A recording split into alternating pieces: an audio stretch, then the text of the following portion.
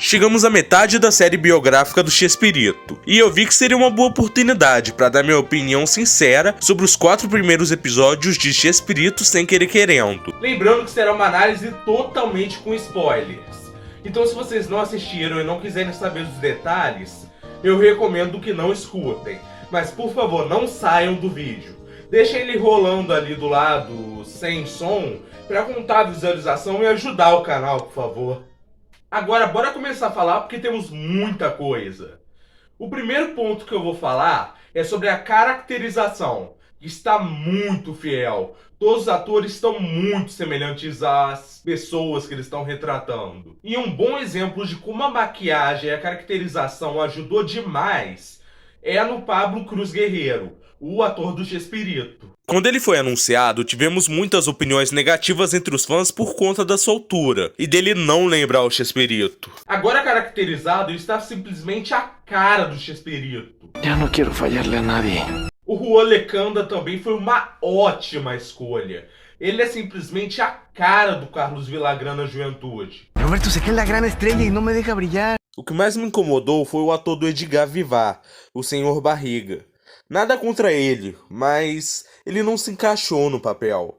Ele tem uma aparência bem mais envelhecida do que o ator realmente tinha na época, e bem mais cabeludo que o Edgar real, que era calvo. Então ele tira muito da minha imersão quando o elenco está reunido. Meu maldito sexto sentido me diz que há algo de podre no reino da Dinamarca. Eles também estão fazendo um trabalho excepcional na reconstrução das roupas. Sério mesmo, a textura, o jeito que elas são feitas, remete demais às roupas originais usadas nas gravações dos seriados. Até o momento só apareceram as roupas betas, ou seja, as primeiras roupas. Mas, ao que tudo indica, não terá toda a variedade de roupas que tiveram realmente durante os anos 70. Mas isso é totalmente compreensível, afinal, é muito fora de mão você reconstruir toda a variedade de figurinos em uma série, sendo que tais figurinos às vezes só vão aparecer durante alguns segundos de tela. Não vale a pena, é um orçamento gasto de forma inútil, na real. Sendo bem melhor empregar em outras coisas. Aparentemente eles vão priorizar só as roupas betas, as primeiras usadas e as roupas definitivas. Até por isso a vila, quando apareceu, já estava com um cenário bem construído do jeito clássico. Porque quem acompanha na ordem cronológica sabe que quando a vila começou ela era bem mais simples, não tinha barril, o chão da vila era o chão do próprio estúdio, sendo um chão todo liso. Depois que ele ganhou todo aquele relevo, aqui não, eles já começaram com a vila desde o começo já bem construída. Perde um pouco daquela magia de que foi evoluindo aos poucos, mas novamente é uma questão de economia. E as atuações, o que eu posso dizer das atuações? Elas estão muito boas, melhores do que eu tinha imaginado.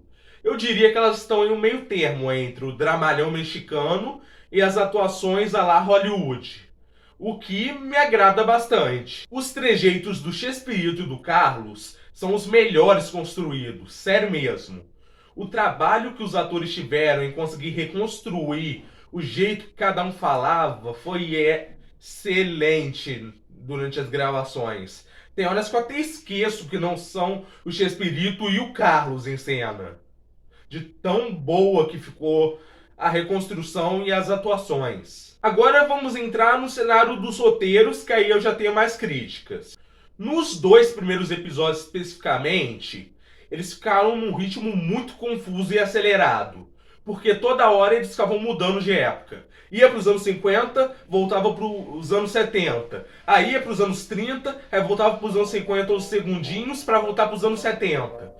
Ficava muito confuso e não dava tempo do espectador simpatizar por cada período, pelo que está acontecendo em cada trama, em cada época, simplesmente porque está muito rápido, está num ritmo insano. E fica até exaustivo de acompanhar. Sério mesmo, se eu não conhecesse tão bem a história do Chespirito, eu ficaria muito confuso. Eu mesmo fiquei meio confuso às vezes com esses períodos, eu tive que reassistir umas 3 vezes para conseguir me acostumar, sendo que o objetivo da série também é pegar o público mais leigo, ou seja, os que não conhecem tão bem assim da vida do cara e vão conhecer por ali, o básico.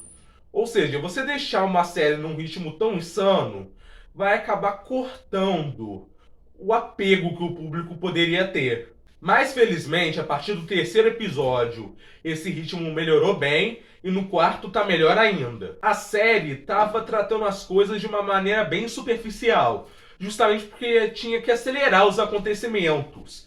Com isso, várias passagens da vida do Roberto ficavam muito confusas.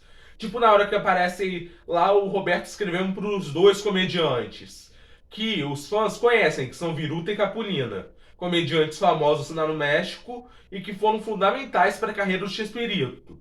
Mas eles passam rapidinho, nem nos informam direito quem eles são. Logo depois o Chespirito briga com eles no segundo episódio, eles se separam e passa em branco, sendo que foi durante esse período que ele começou a escrever para outros programas, filmes.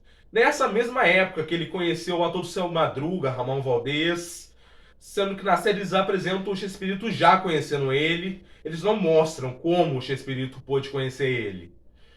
E também eles cortam simplesmente a primeira vez que o Chespirito atuou para valer. Nós temos um corte dos anos 60 pro finalzinho dos anos 60 mesmo, comecinho dos anos 70, e tá lá o Chespirito já atuando com Viruta e Capulina. Sendo que não, foi todo um processo onde o Chespirito teve que substituir um ator, aí ele começou a fixar mais como ator. Tudo isso foi cortado, sendo que é um desenvolvimento fundamental na vida do Roberto. Afinal, estamos falando de um cara que escrevia e atuava. Ficou conhecido por atuar como Chaves, por atuar como Chapolin. E cortar como tudo isso começou acaba reduzindo um pouco de todo o peso da jornada que ele teve. Tanto que essa primeira atuação de Chespirito poderia ter sido uma despedida muito melhor para o Chespirito jovem, que acaba deixando o elenco na parte em que realmente apelidam ele como Chespirito. Ele atuando pela primeira vez poderia ser uma despedida muito mais digna para um ator que estava representando um Chespirito todo animado, jovem, que fazia paródias do Charlie Chaplin, que praticava escondido. Teria sido um desfecho muito melhor para essa versão do Chespirito. Mas a partir do episódio em que o Chapolin é introduzido, o terceiro, o ritmo desacelera e finalmente conseguimos nos apegar ao que está sendo mostrado em tela. Conseguimos realmente embarcar na história. ¡El Chapulín Colorado! No contabas con mi astucia. E falando nesse episódio de Chapolin, ele abriu muitas brechas de uma discussão que já estava acontecendo, mas foi fortalecida com ele, que é o fato da série estar inventando muitos acontecimentos. Eu já discuti isso em um vídeo que vai estar aqui no card aqui em cima, mas eu vou resumir um pouco para vocês entenderem. O ponto é uma série longa de 8 episódios. E vários acontecimentos foram resolvidos de uma maneira meio chata. Com uma reunião simplesinha aqui, ele fez o roteiro e pronto. Por uma série dramática de 8 episódios, não valeria a pena contar assim. Afinal, numa série que você está contando uma narrativa, você quer que o público fique realmente interessado com o que está acontecendo e torça pelo Chespirito. Com mais drama, com uma carga emocional maior, você desperta isso no público. Sem isso daí, sendo resolvido com reuniões, como eu comentei, o público vai passar batido, não vai criar simpatia pelo protagonista. Então, numa série assim, é necessário inventar algumas coisas. Mas eu concordo que eles estão exagerando. E acabam caindo no erro de fortalecer fake news. Por exemplo, que Acapulco é em 78 e aparentemente pelo caminho que eles estão tomando, será a despedida do Kiko. Sendo que já foi desmentido isso. E não é o último episódio do Kiko. Acapulco foi em 77 e o Kiko saiu só um ano depois, realmente em 78, mas com um outro episódio. Outra fake news que colocaram no episódio de ontem, porque eu tô gravando numa sexta, foi que o Chaves surgiu em 71. Outra data falsa, e o próprio Chespirito em vida desmentiu isso e colocou que o Chaves nasceu por volta de março de 72. Y el chavo empieza en el 72, como en marzo. Podem ser detalhes que acabam parecendo bobos, mas acabam dando uma munição perigosa para a desinformação. Um ponto que me agradou demais foi o fato de não ser uma série chapa branca, ou seja, passar pano pro que o Chespirito fez e colocar ele como uma figura perfeita, que não errava. Pelo contrário, a série está justamente abordando um dos principais erros do Chespirito, que foi a traição com sua primeira esposa.